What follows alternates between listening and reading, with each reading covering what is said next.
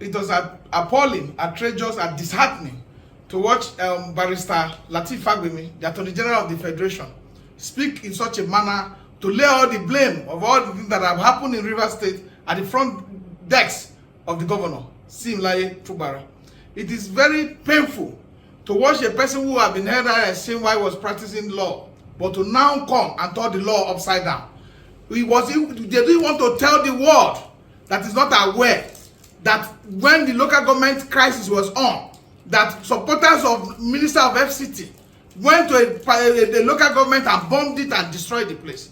Does he want to say he's not aware that there were major issues, that when the Supreme Court gave judgment, that the governor of the state did everything to reach out to the state assembly? He wrote letter to try to make sure that they work in line with the Supreme Court judgment. Look, on Wednesday when I watched it, and a lot of Nigerians also shared the same apprehension, with the conclusion reached by the Attorney General of the Federation, that the governor was blamed for everything that happened in Rivers State, exonerating the State House of Assembly members who had ab initio defected to the APC, and then also exonerating the Minister of FCT, Wike, that he did not have a hand in the crisis that had happened.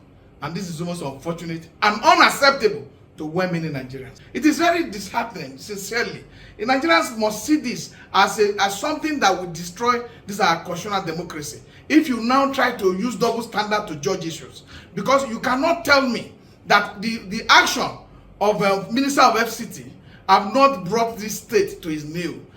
Look, we are all Nigerians, and we must defend constitutional democracy with everything we have. The Minister of FCT is not doing what he's supposed to do. He's working against the spirit and letter of our constitution, and is demolishing everything that has to do with the sanctity of our democratic practice. We must look at what has happened as regards the State House of Assembly.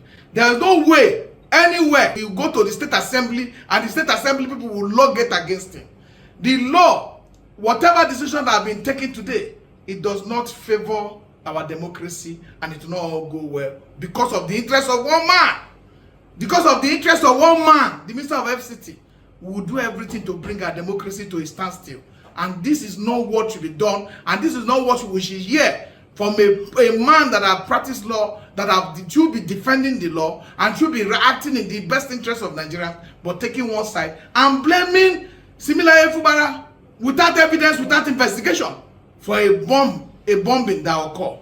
We cannot continue in this manner and expect our democracy to become matured. We must be able to save this process, and that's why even the coalition with its members have decided we must challenge some of this process in court, because it is important we defend our democracy. Some people cannot. There was a time during the time of course of this struggle that people were struck, that the governor was walking on the street and there was this callous water being poured on him. He was almost injured. Nobody said anything about that. Every blame today goes to the governor.